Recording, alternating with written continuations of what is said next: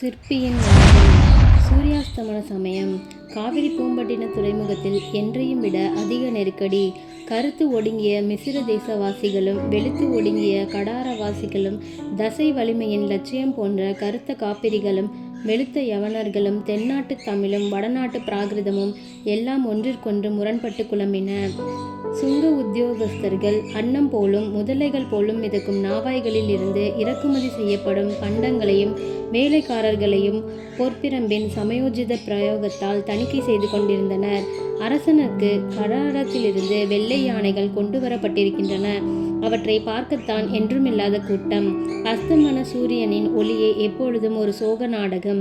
கோவில் சிகரங்களிலும் மாளிகை கலசங்களிலும் தாக்கி கண்களை பறிப்பது மட்டுமல்லாது கடற்கரையில் கரும்பாறையில் நிற்கும் ஜ்வதசம்பத்தின் மீது கீழ்த்திசை நோக்கி பாயும் பாவனையில் அமைக்கப்பட்ட பொன்முலாம் பூசிய வெண்கல புலியின் முதுகிலும் வாலிலும் பிரதிபலிப்பது அவ்விடத்திற்கே ஒரு மயக்கத்தை கொடுத்தது.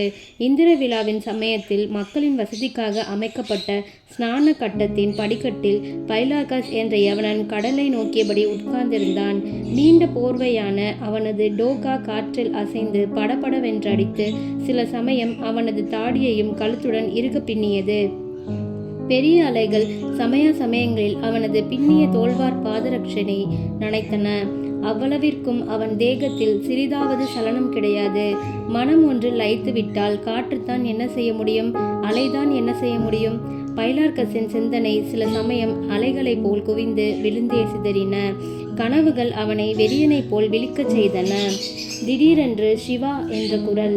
ஒரு தமிழ்நாட்டு பரதேசி. யவனரே, உமது சித்தம் உமக்கு பிரியமான ஒன்றுமற்ற பால்வெளியில் லயித்ததோ? நான் நேற்று சொன்னது உமக்கு பதிந்ததா? எல்லாம் மூலசக்தியின் திருவிளையாடல். அதன் உருவம் கொல்லிப்பாவையும் அதுதான், குமரக்கடவுளும் அதுதான். எல்லாம் ஒன்றில் லயித்தால் உமது தத்துவத்திற்கு பதில் ஒரு கிண்ணம் திராட்சை மது எவ்வளவோ மேலானது. அதுவும் சைப்ரஸ் தீவின் திராட்சை. அதோ போகிறானே அந்த காப்பிரியும் ஏதோ கனவை நம்புகிறான். உமது முதல் சூத்திரத்தை ஒப்புக்கொண்டால் உமது கட்டுக்கோப்பில் தவறு கிடையாதுதான். அதை எப்படி ஒப்புக்கொள்ள முடியும்? ஒவ்வொருவனுடைய மனபிராந்திக்கும் தகுந்தபடி தத்துவம். எனக்கு அது வேண்டாம். நாளங்காடியில் திரியும் உங்கள் கருநாடிய நங்கையும் மதுக்கிண்ணமும் போதும். சிவசிவா, இந்த ஜைன பிசாசுகள் கூட தேவலை, கபாலி வெறியர்கள் கூட தேவலை. உம்மை யார் இந்த அசட்டு மூட்டையை கட்டிக்கொண்டு யவனத்திலிருந்து வர சொன்னது? உம்மை போன்றவர்கள் இருக்குமிடத்தில் நான் இருந்தால்தான் அர்த்தம் உண்டு. எங்கள் ஜூபிட்டரின் அசட்டுத்தனத்திற்கும் உங்கள் கந்தனின் அசட்டுத்தனத்திற்கும் ஏற்றுத்தாழ்வில்லை என்று சிரித்தான் பைலார்கஸ்.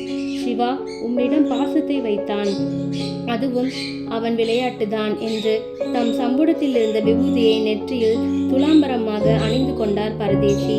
நாளங்காடி பக்கம் போகிறேன், வருகிறீரா என்றார் மீண்டும் சந்நியாசி. ஆமாம், அங்கே போனாலும் சாத்தானை பார்க்கலாம். அவரிடம் பேசுவதில் அர்த்தம் உண்டு. அவனுக்கு தெரியும் சிருஷ்டி ரகசியம். ஓஹோ, அந்த சிலை செய்கிற கிழவனையா? உமக்கு ஏற்ற பைத்தியக்காரன்தான். ஏதேது அவனே? அதோ வருகிறானே என்றார் சாமியார். பைலார்கஸ் எழுந்து அவனை யவன முறையில் வணங்கினான். சாத்தனுக்கு 80 வயதிருக்கும். தொண்டு கிழவன், ஆனால் வலிமை குன்றவில்லை. கண்களின் தீட்சண்யம் போகவில்லை.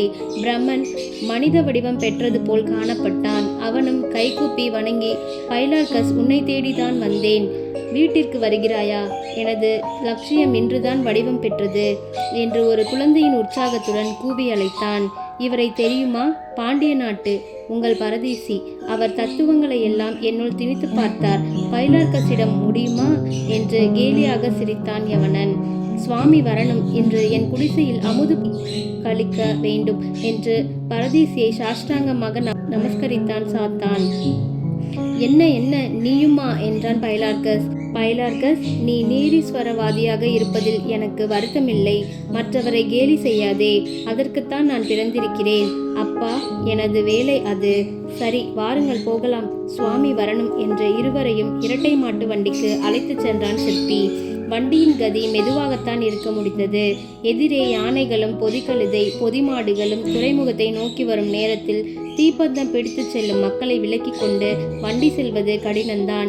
திடீரென்று அரசாங்க உத்தியோகஸ்தர்களின் ரதம் யானை வந்து விட்டால் தெருவே தூளிப்படும். முரசொலி இருந்து என்ன பயன்? அந்த உப்பு வண்டி ஓட்டிச் செல்லும் பெண் சிறிது தவறினால் ரதத்தின் அடியில்தான். சாத்தனின் வண்டி அதில் முட்டிக்கொள்ளவிருந்தது. தெய்வச் செயல் என்றான் சாத்தன். உன் சிருஷ்டி சக்தி என்றான் பைலார்கஸ் வேறு எதையோ நினைத்து கொண்டு. பைலார்கஸ், உனது பேச்சு எனது பெருமையை சாந்தி செய்யலாம். நான் எத்தனை நாள் கஷ்டப்பட்டேன் அது உனக்கு தெரியுமா? நீ நேற்று பிறந்தவன். கூத்து, அதில் எவ்வளவு அர்த்தம்! மனிதனுக்கு தெரிந்ததெல்லாம், தெரிய வேண்டுவதெல்லாம் இந்த பிரபஞ்சமே. பைலார்கஸ், நீ நினைப்பது போல் வெறும் பால்வெளி அன்று, அர்த்தமற்ற பேய் குழப்பம் அன்று. 20 வயசிருக்கும். அப்போ ஒரு தரம் பாண்டிய நாட்டுக்கு போயிருந்தேன் சிற்பத்தை பார்க்க. வேண்டுமானால் கொல்லிப்பாவையை பார்க்க வேண்டும். அங்கேதான் ஒரு மறவன் நாகன் ஒரு கூத்தில் அபிநயம் பிடித்தான். அந்த கால் வளைவு, அதை அதிலே பிடித்தேன். உலகத்தின் அர்த்தத்தை ஒவ்வொன்றாக படிப்படியாக வளர்ந்தது. அந்த மலையத்து நடிகை தான் முகத்தில் சாந்தியை, அந்த அபூர்வமான புன்சிரிப்பை, அர்த்தமற்ற அர்த்தத்தை. பைலார்கஸ், உனக்கென்ன? நீ கேலிக்காரன். உபனிஷத்தில் தேடி அலைந்தேன், இமயத்தில் தேடி அலைந்தேன். சாந்தி அந்த இரவு என் மனைவி அங்கையர்கண்ணி இறந்த அன்று கிட்டியது. பிறகு வெண்கல கலப்பிற்கு என்ன பரீட்சை, என்ன ஏமாற்றம்! ஆசைதான் வழிகாட்டியது. அந்த ரூப சௌந்தரியம் பெறுவதற்கு எத்தனை ஆட்களை தேடினேன். அதன் ஒரு சாயை. நீலமலை கொடுங்கோலன் 10 வருஷங்களுக்கு முன்பு சிரச்சேதம் செய்யப்பட்டானே, அவனுடைய இடைத்துவழுதலில் கண்டேன். தெய்வம் ஒன்று உண்டு. அதன் அர்த்தத்தை என் சிலை உணர்த்த முடிந்தது. எனது பூர்வ ஜென்ம பலன். இந்த கைகளால் பின்னால் இருந்து ஒரு அர்த்தமுள்ள வஸ்து துண்டாவிட்டால் அதை சாதிக்க முடியும். நீதான் சாதித்தாய். நீதான் பிரம்மா. உன் சாதனைதான் அது. சிருஷ்டி. மயங்காதே, பயப்படாதே. நீதான் பிரம்மா, சிருஷ்டி தெய்வம் என்று பைலார்கஸ் அடுக்கிக் கொண்டே போனான். சாமியார் புன்சிரிப்புடன் வெளியே எட்டி பார்த்து கொண்டிருந்தார். வண்டியும் நாலங்காடியை அடைந்து கீழ் சதுக்கத்தின் வழியாக ஒரு சந்தில் திரும்பி ஒரு வீட்டின் முன்பு நின்றது. மூவரும் இறங்கி வாசற்படியில் ஏறினர். ஒரு யவன பெண் வந்து காலை கழுவினாள். ஒரு காப்பிரி மரியாதையாக குனிந்து கலிங்க வஸ்திரத்தினால் துடைத்தான். சுவாமி வரவேண்டும். பைலார்கஸ், இப்படி வா என்று இருவரையும் அழைத்து கொண்டு ஒரு அறைக்குள் சென்றான் சாத்தன். அவன் வயதிற்கு அவ்வளவு துடிதுடிப்பு ஆச்சரியமானதுதான். மூபாங்கோ, தீபம் என்று கத்தினான். அந்த காப்பிரி ஒரு கைவிளக்கை எடுத்துக்கொண்டு உள்ளே நுழைந்தான். ஜன்னல் இல்லாத அந்த அறையிலும் காற்று நூலிலை போல் வந்து உள்ளத்தையும் உடலையும் மயக்கியது. இங்கு கூடவா விளக்கு இல்லை? திரையை ஒதுக்கு சுவாமி. பைலார்கஸ், இதுதான் என் வாழ்க்கை என்று திரையை ஒதுக்கினான். இருவரும் ஸ்தம்பித்து நின்றனர். அந்த மங்கிய தீப ஒளியில் ஒற்றை காலை தூக்கி நடிக்கும் பாவனையில் ஆள் உயரத்தில் மனித விக்கிரகம், விரிந்த சடையும் அதன் மீது விளங்கும் பிறையும், விரிந்து சின்முத்திரைகளை காண்பிக்கும் கைகளும், அந்த அதரத்தில் தோன்றிய அபூர்வ புன்னகையும் மனதில் அலைமேல் அலையாக சிந்தனைக்கு கற்பனைகளை கிளப்பின. மூவரும் அந்த சிலையே ஆயினர். சிலையின் ஒவ்வொரு வளைவிலும் ஒவ்வொரு அங்கத்திலும் என்ன ஜீவ துடிதுடிப்பு! சந்நியாசி தம்மை அறியாமல் பாட ஆரம்பித்தார். பனித்த சடையும் பவளம் போல் மேனியும் பால் வெந்நீரும் குனித்த புருவமும் கொவ்வை செவ்வாயும் குமின் சிரிப்பும் இனி தங்கசிய எடுத்த பொற்பாதமும் காண பெற்றால் மனித பிறவியும் வேண்டுவதே இம்மாநிலத்தே. சுவாமி, அப்படி சொல்லக்கூடாது. சாத்தா, அவர் சொல்லுவதுதான் சரி. இது கலையா? இது சிருஷ்டி. இதை என்ன செய்ய போகிறாய்? அரசன் கோவிலுக்கு இதென்ன கேள்வி? என்ன இந்த அசட்டுத்தனத்தை விட்டுத்தள்ளு. அரசனுடைய அந்தப்புற நிர்வாண உருவங்களின் பக்கலில் இதை வைத்தாலும் அர்த்தம் உண்டு. இதை உடைத்து குன்றின் மேல் எறிந்தாலும் அந்த துண்டுகளுக்கு அர்த்தம் உண்டு, ஜீவன் உண்டு என்று வெறிபிடித்தவன் போல் பேசினான் பைலார்கஸ். சி பைலார்கஸ், உனது வெறிபிடித்த கொள்கைகளுக்கு யவனன்தான் சரி. அகஸ்தூஷா, அந்த உங்கள் சாம்ராட், அவனுக்குத்தான் சரி உன் பேசல்.